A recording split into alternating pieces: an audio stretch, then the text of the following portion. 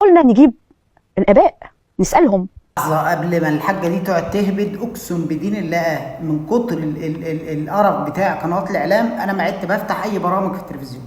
هم أثروا في إيه؟ أو إيه المشكلة؟ مشكلة إيه يا أبلة؟ مشكلة إيه؟ مين أثر في مين؟ ما تجيبوا آباء مين عشان خاطر أثروا في مين؟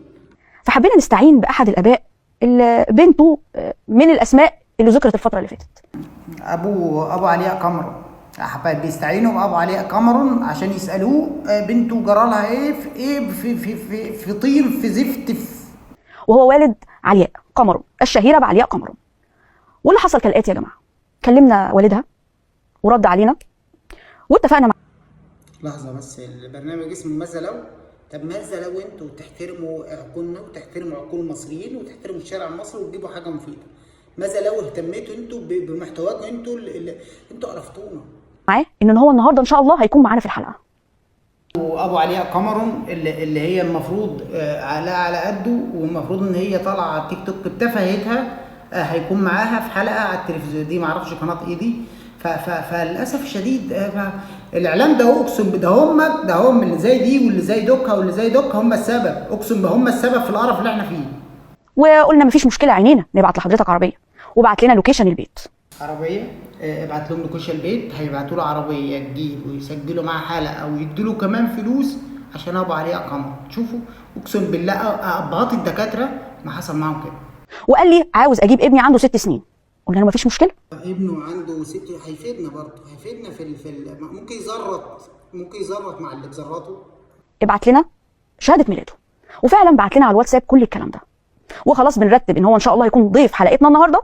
اكيد الواد سخن او عملها على نفسه، جايب عيل 6 سنين في برنامج في التلفزيون من اي.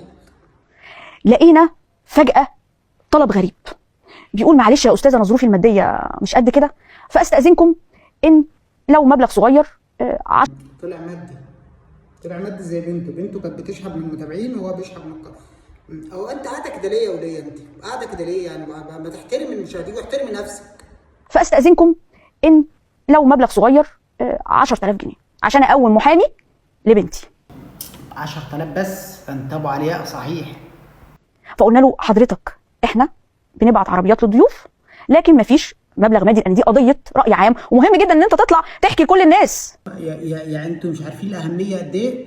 ده حاطه ميك اب، قاعده في التلفزيون بتقبض كل شهر على قلبها قد كده، عربيات وفلوس وحاجات عشان خاطر يدفعوا القرف ده على الناس، عشان خاطر يوصلوا القرف ده لبيوتنا، عشان خاطر اللي احنا ما شفناهوش على السوشيال ميديا نشوفه في التلفزيون وفي البيوت.